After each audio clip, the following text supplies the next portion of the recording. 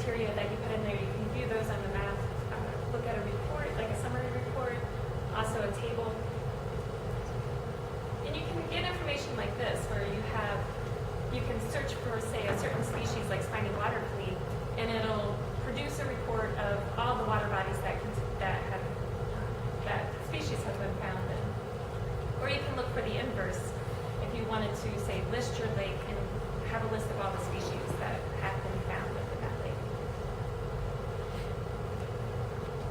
And so I threw up a few of the data slides to try to entice you further to get into the database and start looking around. And throw out a couple of the species that have been talked about so far during the presentations.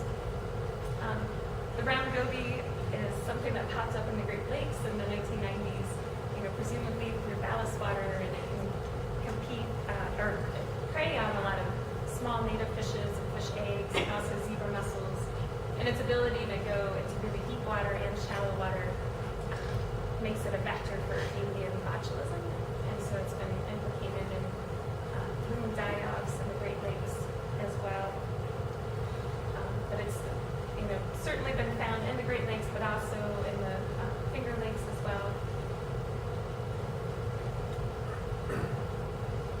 And the Oriental Weatherfish has been in the United States, probably, or at least detected in the 1960s and 70s in California, but it has scattered populations throughout the United States, and it's presumably spread through the aquarium trade and bait buckets.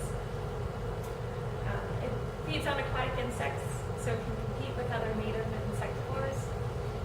And I also wanted to show this type of layout of map. You can also produce maps of a generalized distribution by watershed. Here we have PUC 8. You can also do it for county or for PRISM as well.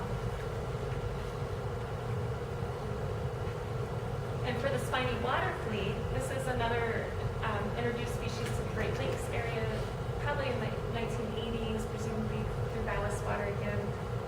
And it can, drastically change the zooplankton communities, but it also affects fishing lines. So if you have, one or two of these little invertebrates on your fishing line, it's probably not going to cause much harm. But if you have hundreds of thousands of them clumped onto a line, you're not going to be able to reel that back in. So it's something that we've been definitely keeping a lookout for in lakes where it has not been detected yet. And many people are familiar with the Asian clam and the zebra and quagga mussels as well. And I wanted to throw these two slides up to remind me to let you know that the state of Pennsylvania is also tracking many of their aquatic organisms using the iMapInvasives system, which benefits us because we can see across the state boundaries. And if you have an email alert set up that extends into Pennsylvania, then it will trigger with new observations that are coming into their state as well. That's run through the Pennsylvania Heritage Program, and they had a Great Lakes Restoration Initiative grant to get that up and running specifically for aquatic organisms. And if you wanted to get all the details about each of those observation points, you would need a separate account into the Pennsylvania IMAP program, but it's pretty easily transferable. They're nice folks. They'll get you set up very easily if you let them know that New York sent you. And rusty crayfish. Aaron mentioned this one as well. So this is actually something that's native to the Ohio River Basin, but has been making its way through outside of its native range and through bait buckets, essentially. And they can quickly displace the native crayfish, but they're also extreme omnivores, and they'll denude the stream bottoms quite quickly by eating all the vegetation that's in the area.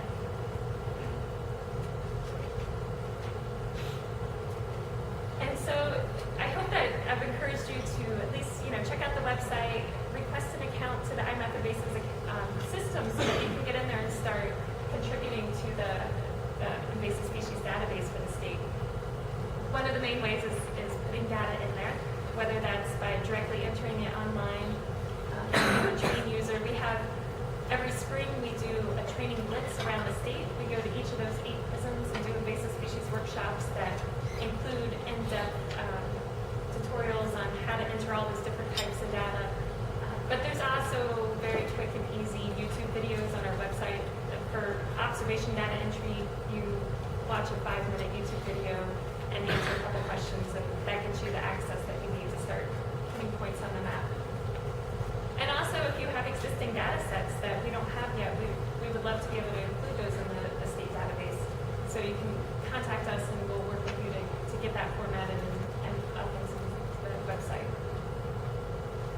And you know your areas best. So if you have a water body that you're very familiar with, log in and look for gaps in our data. If we're missing certain species within an area, the database is only as good as the data that's reported to it. So I encourage you to keep an eye out for that. And if you ever find something that seems like a mistake, then definitely let us know as well. Because we try really hard to keep the data accurate as possible, but things are going to sneak in every once in a while. So, help us out with your local knowledge of that area. And if anybody's involved in science education and outreach, iMapInvasives makes a great tool for the classroom. We find this works especially well for high school students and college students. By incorporating a few select species for identification and then having the students go out and map things, it's a great way to involve technology and environmental sciences.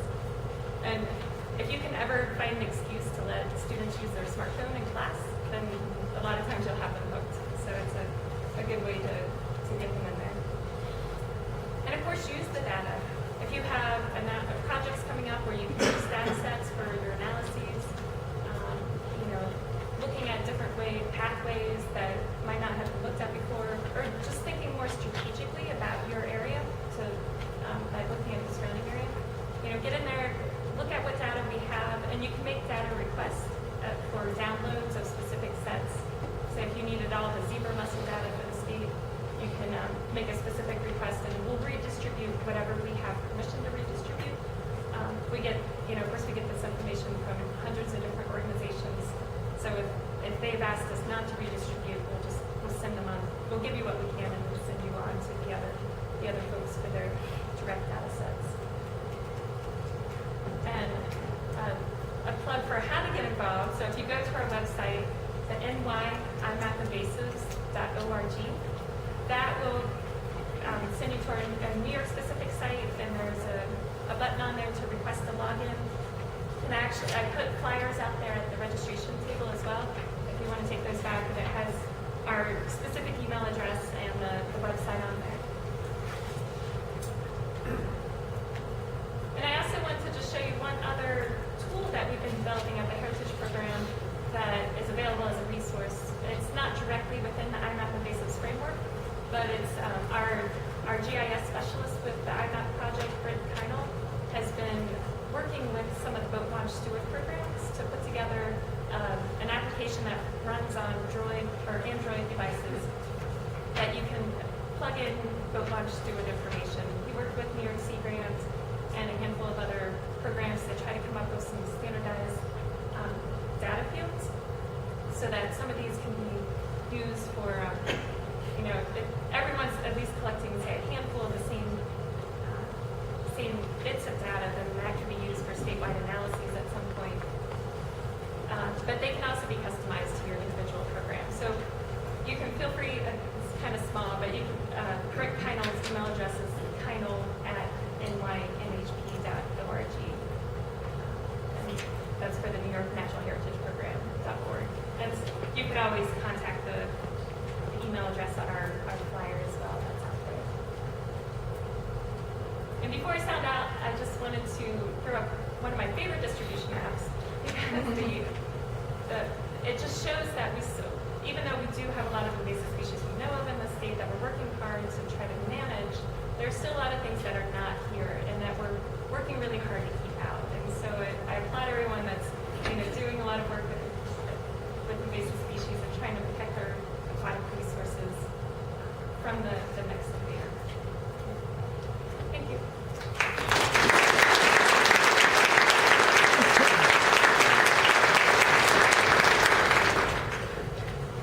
We have time for questions. Is there any way for the database to handle surveillance efforts that yielded nothing? Can Can you handle zeros? Right, yeah, so the database can handle absence data. Yes, certainly, that's with the survey tool that we have in there. So we have it's a Polygon-based tool, and you can do presence or absence. Okay. Essentially, it's recording search effort. And so that absence data is really important to get in there. So if you have some, we plan to be able to put that in. Question in the back? I know you said Pennsylvania doing something Sunday, right? Yeah. Do you know if New Jersey's getting on this yet? New Jersey actually has a different invasive species program that they've been working with, but it's been focused on terrestrial so far that I know. I haven't heard what they're doing with aquatics. I'm from New Jersey. Are you? There's not a lot of focus anywhere on invasive species like that. So there is a New Jersey invasive species It's like called NIST, I think. Invasive species Direct or something. Oh, the strike team, that's it. Yes, yes. And as far as I know, they're focused on terrestrial organisms, but they're doing some mapping efforts. They're using a different mapping database for it. So it would make sense that if they start up with aquatics, they would also put that in there as well. Any other questions? Yes. What platform is your database? So it's actually built from scratch. It's an open source database that's it has a little bit of Esri ArcGIS software in the middle, but it's all open source database programming on both the server side and the user side. It's programmed by a shop out of Florida State University.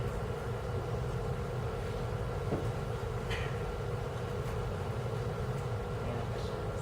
Yes. Say there were a large data set that would have this type of data.